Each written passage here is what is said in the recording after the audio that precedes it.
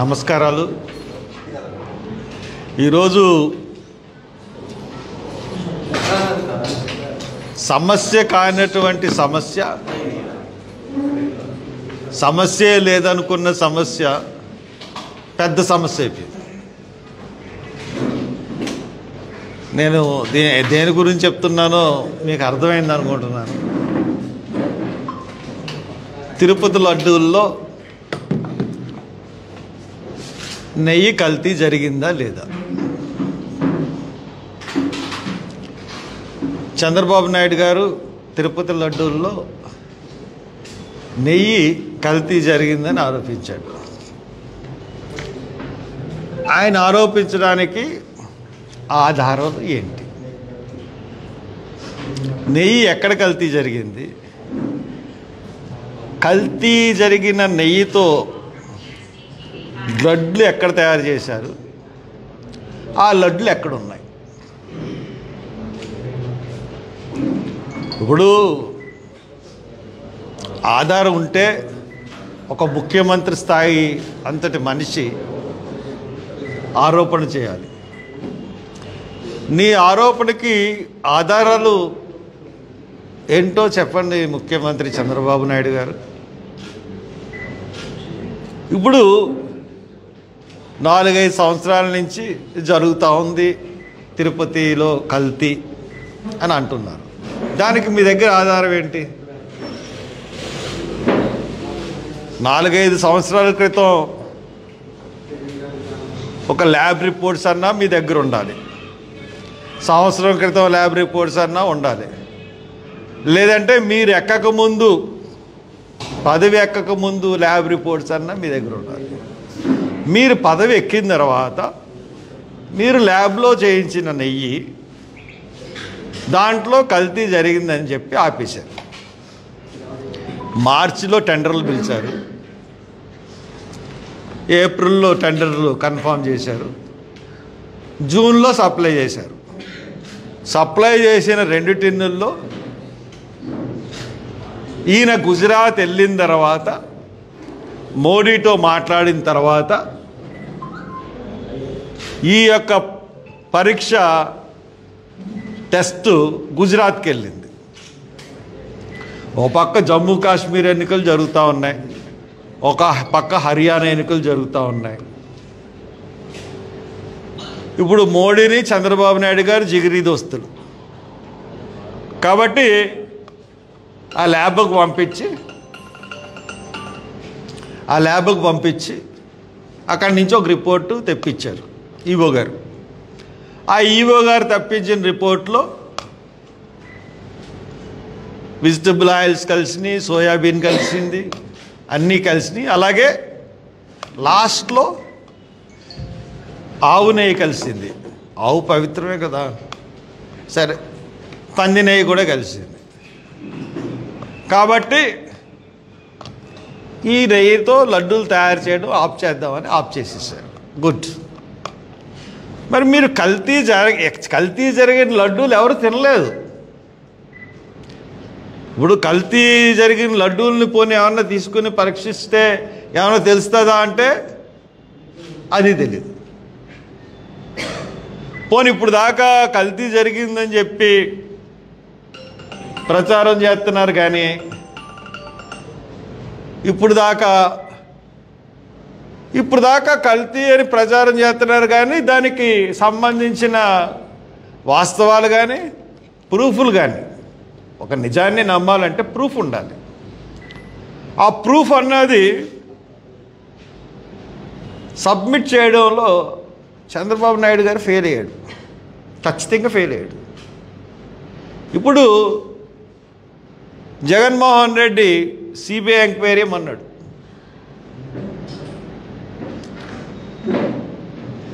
నువ్వు సిట్ వేస్తానని ఎందుకంటున్నావు? CBI enquiry వేయచ్చు కదా. సిబిఐ ఎంక్వైరీ వేస్తే, లేకపోతే రిటైర్డ్ జడ్జితో సుప్రీంకోర్టు రిటైర్డ్ జడ్జితో ఎంక్వైరీ వేస్తే నిజాలు తెలుస్తాయి. ఈ భూప్రపంచంలో ఒక 4 రోజుల క్రితం లడ్డూ దొరికినా, లేకపోతే లడ్డూ దొరికినా దొరకపోయినా ఒక నెల క్రితం కల్తీ జరిగిందని ప్రూవ్ చేయగలిగినోడు ఈ భూ ప్రపంచంలో ఎవడలేడు. తిన్నా లడ్డూలన్నీ తినేశారు అందరూ. తినేసిన తర్వాత అది కల్తీ లడ్డు అని ప్రూవ్ చేయగలిగిన శక్తి ఎవరికి ఉంది? అంటే ఇది అసలు కుట్రపూరితంగా ఆరోపణ చేశాడు తప్పితే దీంట్లో 100కు 100% నిజం లేదన్నది నేను ప్రగాఢంగా నమ్ముతున్నాను. ఒకవేళ లడ్లు కల్తీ అయినాయి, ఈ నూనెతో చేశారు, ప్రూఫ్ చూపించండి. ప్రూఫ్ చూపిస్తే నేనే కాదు ప్రపంచం అంతా నమ్మి అప్పుడు ఆ రోజునున్న పాలకుల్ని శిక్షించడానికి పూనుకుంటుంది. ప్రూఫ్ లేకుండా గాలిలో మాటలు మాట్లాడేసి హిందుత్వాన్ని పెంచడానికి ఎంత దారుణంగా కష్టపడిపోతున్నారంటే ముఖ్యమంత్రి గారు, ఉప ముఖ్యమంత్రి గారు ఆయన మాటలు ఎంత ప్రొవోకేటింగ్గా ఉన్నాయంటే, మీకు బాధ్యత లేదా? మీకు ధర్మం తెలీదా? ఇటువంటి సంఘటన జరిగినప్పుడు మీరందరూ రోడ్ల మీదకి రావాలి కదా. అదే ముస్లింల సోదరులు జరిగితే వాళ్ళు ఊరుకుంటారా? రోడ్ల మీదకి రారా? మీరెందుకు రోడ్ల మీదకి రావట్లేదు? ఎందుకు ప్రశ్నించట్లేదు? ఎవరండి ఈ అమ్మ? ఇది ఎక్కడ గొడవ అండి? ఒక ముఖ్యమంత్రి, ఉప ముఖ్యమంత్రి అయ్యుండి ఇటువంటి ప్రొవోకేటింగ్లు మాట్లాడితే వెంటనే అతన్ని డిస్మిస్ చేయాలి ఉప ముఖ్యమంత్రి నుంచి. ఇంకా తర్వాత పెద్ద భజనదారుడు అయిపోయాడు పవన్ కళ్యాణ్. ఎంత భజనదారుడు అయిపోయాడంటే ఆయన కృషి, ఆయన శ్రమ చూస్తూ ఉంటే నేను వెళ్ళి సినిమాలకు ఏం చేయను? సినిమాల్లోకి ఎలాగలను? అసలు నేను సినిమాలు ఎవడు చేయమన్నాడు?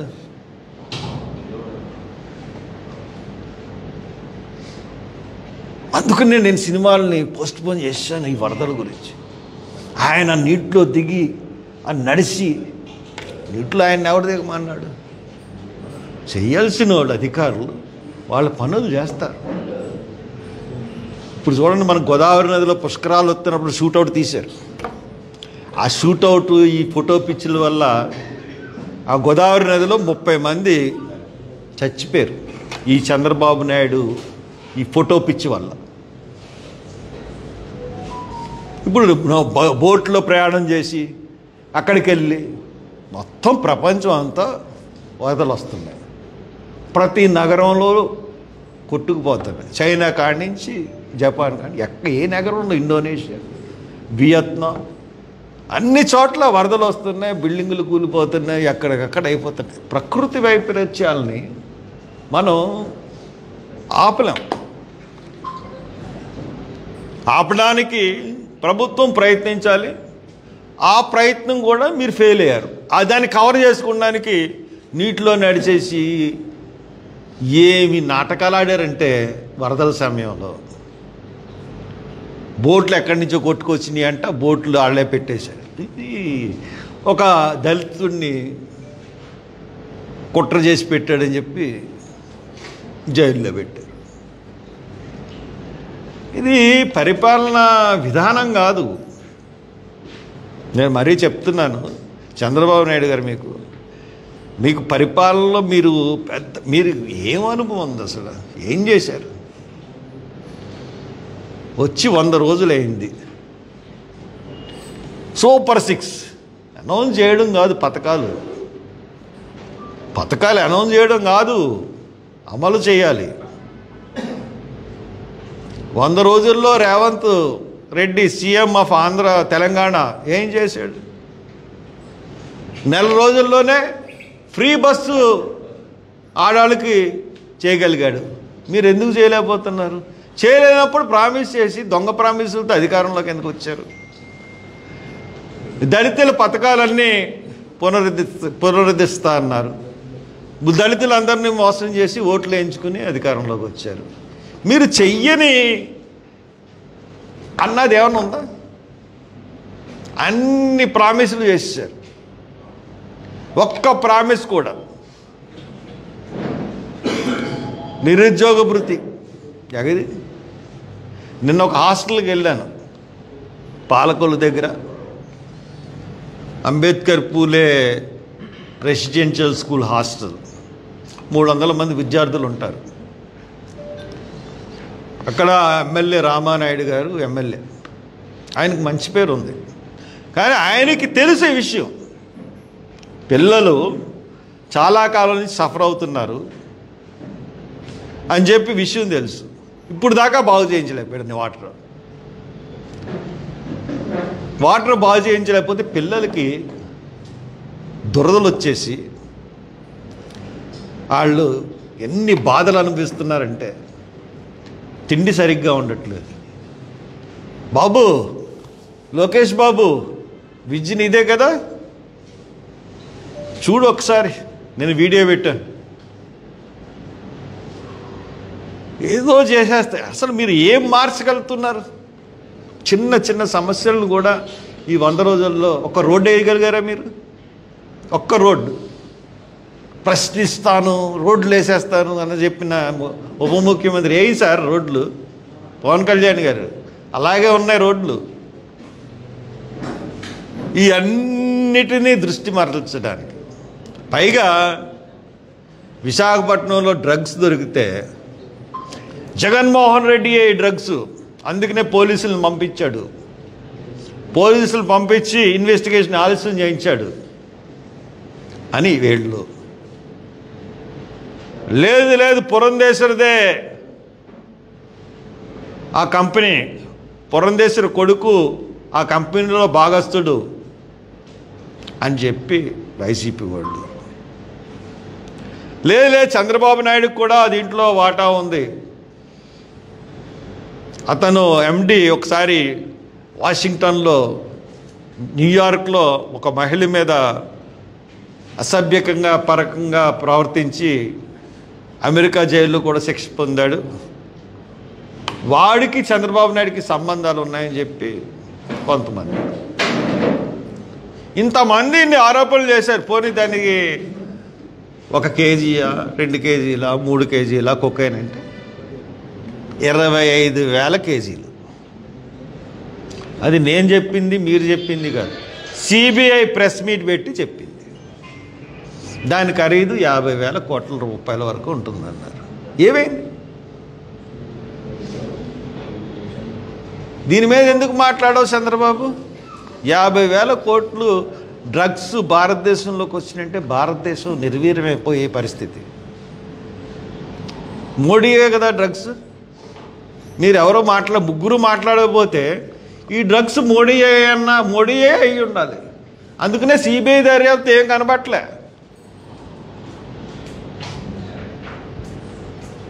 ఇవన్నిటినీ ఏమార్చడానికి ఆవు నెయ్యిలో కల్తీ. పోనీ ఆవు నెయ్యిలో కల్తీ అనుకుంటే, నేను చూశాను తిరుపతిలో నెయ్యి టెండర్లు వేసి వాళ్ళు రివర్స్ టెండరింగ్ విధానం ప్రవేశపెట్టి ఇప్పుడు 380కో ఎంతకో నెయ్యి తీసుకుంటా ఉన్నారు. ఇప్పుడు వాళ్ళ టెండరింగ్లో 380 రూపాయలు అనుకుంటా. అదే నెయ్యి సింహాచలం దేవస్థానంలో 538 రూపాయలు తీసుకుంటున్నారు. అదే నెయ్యి కావచ్చు, కాకపోవచ్చు, వేరే కంపెనీ అవ్వచ్చు. వాళ్ళు కొన్న రేటు 538 రూపాయలకి సింహాచలం దేవస్థానం కొంటుంది.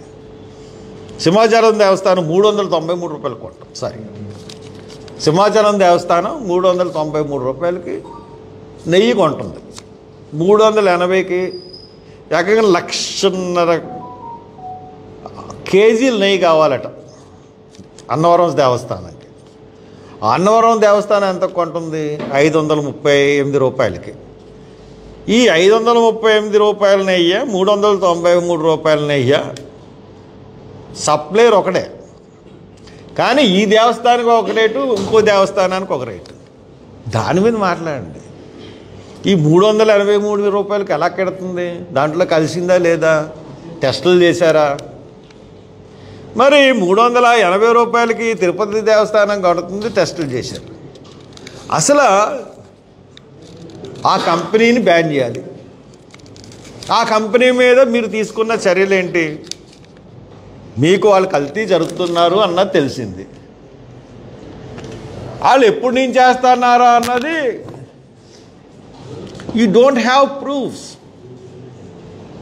వాళ్ళు BHP వాళ్ళు ధర్నా కూర్చున్నారు చంద్రబాబు ఆఫీస్ ముందు.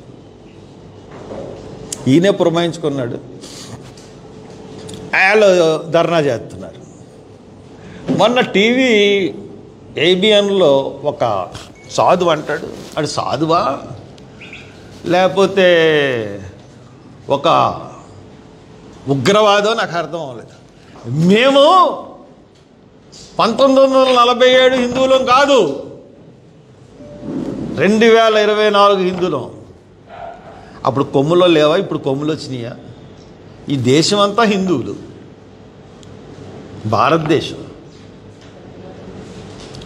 సెక్యులరిజం అన్నది ఎక్కడుంది? మంది సెక్యులర్ దేశం. ప్రభుత్వాలన్నీ హిందుత్వానికే పెద్దపీట వేస్తున్నాయి. తగిన మైనారిటీస్ని ఇచ్చి నిధులు అన్నీ కూడా చాలా తక్కువ కంపారిటివ్లీ హిందూస్. ఎందుకంటే హిందూ సమాజం చాలా పెద్దది కాబట్టి. ఇప్పుడు హిందువులందరూ మీ మాటలు విని నాతో సహా ఫ్యానటిక్ అయిపోయి అవతల మైనారిటీస్ని అందరినీ దాడి చేసేసి ఇక్కడ ఎవరిని కూడా మైనారిటీస్ని లేకుండా చేసేసి బీజేపీని వాళ్ళ ఎన్డీఏని గెలిపించేయాలని ఒక వ్యూహమా? మీ భాష చూస్తుంటే అలాగే ఉంది. సాధువుల భాష కానీ లేకపోతే పవన్ కళ్యాణ్ భాష కానీ. కొంతమంది టీవీల్లో కూర్చుని మాట్లాడుతున్నారు, పని పాట లేని ఎదవలు, TV5లోను ABNలోను. ఆ ఎదవలకు చెప్తున్నాను, మాట మార్చుకోండిరా. ఇకపోతే నిన్న రఘురామకృష్ణరాజు, అరే అక్కడ గొడవే లేదు. అక్కడ అంబేద్కర్ విగ్రహం పక్కన నాగేంద్ర స్వామి ప్రతిమ ఉంది. అంబేద్కర్ విగ్రహం కట్టిన తర్వాత ఆ ప్రతిమను పెట్టారు. ఆ ప్రతిమ పెట్టడానికి అంబేద్కర్ సంఘం యూత్ వాళ్ళు అభ్యంతరం లేదని NOC సర్టిఫికేట్ ఇచ్చి దగ్గరుండి కట్టించారు. కట్టించిన తర్వాత వినాయక చవితి వచ్చింది కాబట్టి అవతల పక్కన వినాయక చవితిని పెద్ద విగ్రహం పెట్టుకుని ఈ యొక్క నాగేంద్ర స్వామి గుడికి అంటే ఆ ప్రతిమకి ఎదురుగుండా వినాయక చవితి వినాయకుడిది లైట్లతో ఒక బొమ్మ పెట్టారు. అది పెట్టడం వల్ల నాగేంద్ర స్వామి గుడి కనపడకుండా పోయింది, దారి మూసుకుపోయింది. ఎందుకంటే అంబేద్కర్ మెట్లుంటాయి కదా విగ్రహం ఎక్కడానికి, ఆ మెట్ల నుంచి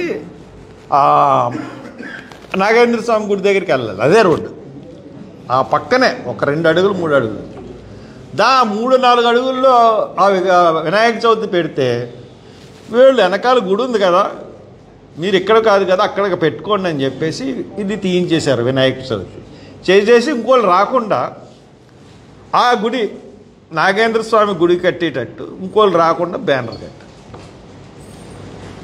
నేను స్వయంగా చూశాను, ఆ ఫోటోలు కూడా నా దగ్గర ఉన్నాయి. అది ఆ బ్యానర్ ఎవరికి అడ్డు కాదు.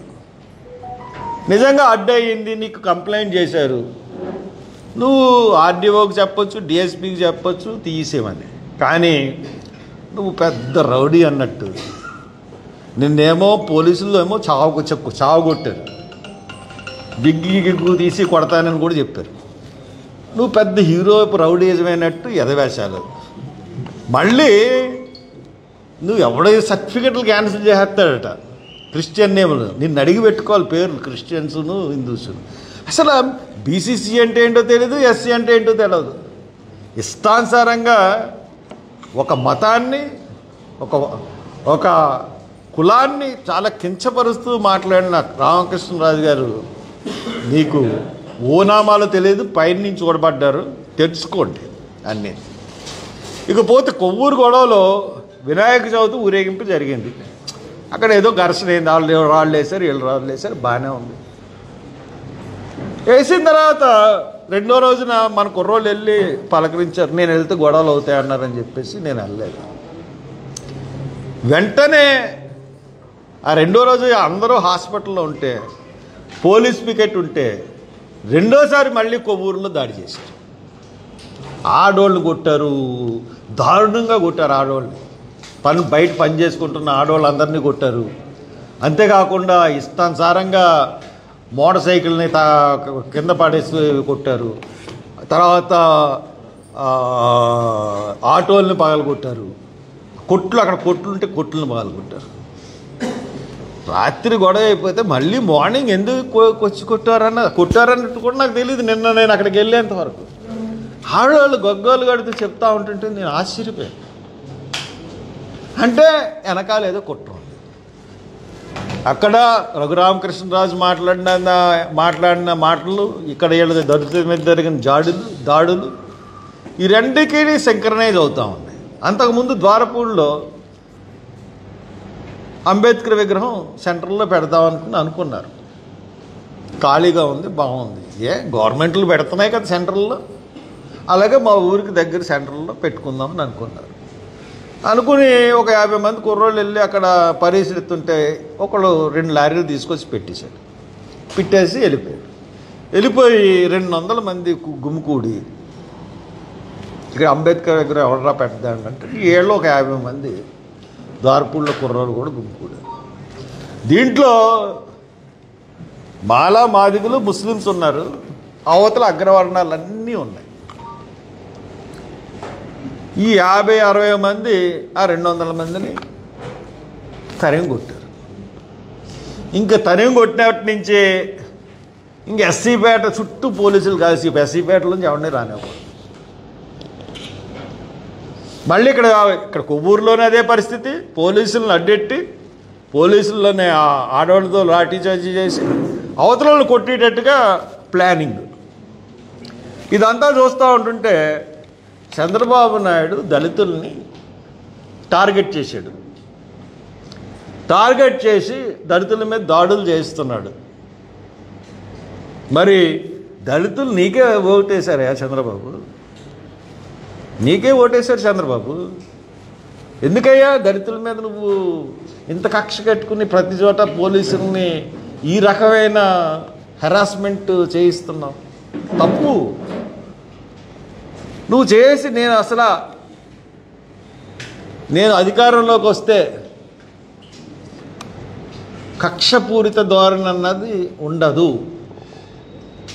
అసలు మొత్తం పరిపాలన అంతా కక్షపూరితమే. ఏ సంఘటన చూసినా కక్షపూరితమే. నీకు అసలైన సమస్యలు డ్రగ్స్, ఏం సమాధానం చెప్తాను నువ్వు? ఏం చెప్పలేవు. కాబట్టి ఇవన్నీ కూడా మంచి పద్ధతి కాదు. ఆ మంచి పద్ధతి కాదు కాబట్టి కొంచెం ఇవన్నిటిలోనూ గ్లోబల్ ప్రచారాలు మానేసి లడ్డు విషయంలో గ్లోబల్స్ అనేవాళ్ళు ఉండేవారట. వాళ్ళు ప్రచారం చేస్తే ఏదైనా అబద్ధం నిజమైపోయేదంట. అలాగే నువ్వు గ్లోబల్ ప్రచారాలు మొదలుపెట్టావు. ఇప్పటికీ ఛాలెంజ్ చేస్తున్నాను భారతదేశంలో ఎవరికన్నా సరే, లడ్డూలో కల్తీ జరిగిందని ఎవడన్నా ప్రూవ్ చేయగలడా? ప్రధానమంత్రి కాడి నుంచి స్వామివారులు ఉంటారు కదా, చిన్న జీర స్వామిలాలు చూడండి, వీళ్ళందరికీ చెప్తున్నా, ఎవడన్నా లడ్డూలో కల్తీ జరిగిందని ప్రచారం ప్రూవ్ చేయగలరా? ఛాలెంజ్. నేను మళ్ళీ ప్రెస్ మీట్లు కానీ మళ్ళీ ఏమీ ముట్టుకోకుండా కూర్చుంటాను. మరి ప్రాయశ్చిత్త దీక్ష వెళ్ళి కనకదుర్గ స్వామి దగ్గరకు తుడిచేసి మీకు మళ్ళీ ఒకసారి చెప్పేశాను, ఇది మళ్ళీ చెప్తున్నాను నీ గురించి. మీకు అసలు చేమకుట్టినట్లేదా? హిందూ ధర్మాన్ని వాళ్ళు నాశనం చేయాలని కోరుకుంటే మీరు ఎందుకు రోడ్ల మీదకి రావట్లేదు? ఎందుకు రోడ్ల మీద కదా? మాకైనా పట్టింది, మీకు లేదా? ప్రతి హిందువు కూడా రోడ్డు మీదకి వచ్చి మాట్లాడాలి కదా. మరి నీ అమ్మ రియాక్షను అంటే ఎంత ప్రొవోకేట్ చేస్తారంటే ప్రజల్ని, మీరు ఉద్యమాలు చేయండి అది ఇదని చేస్తూ ఉన్నాడు. కాబట్టి నీ భజన కార్యక్రమం కూడా తగ్గించు పవన్ కళ్యాణ్. నీ కార్యక్రమాలన్నీ తగ్గించుకో. మరీ దాసోహం అయిపోయి భజన చేయక, వేసిన ఒక హిందుత్వం మీద వేసిన మీకు ఈ భారతదేశం సెక్యులర్ దేశం, హిందూగా ఫ్యాన్టిక్స్ అన్నవాళ్ళు కొంతమంది ఉంటారు, సెక్యులరిజం నవ్వుకున్న వాళ్ళు మాలాంటి వాళ్ళు చాలామంది ఉంటారు. కాబట్టి ఈ పప్పులు ఈ భారతదేశంలో మీరు వేసిన పప్పులు ఉడకవు. అయోధ్యలోనే బీజేపీ ఓడిపోయింది, అయోధ్య రామాలయం కట్టి ఓపెన్లో ఒక ఎస్సీ నెగ్గాడు అక్కడ. కాబట్టి ఇవన్నీ దృష్టిలో పెట్టుకుని మీరు ప్రవర్తించండి. మంచి మంచి పరిపాలన.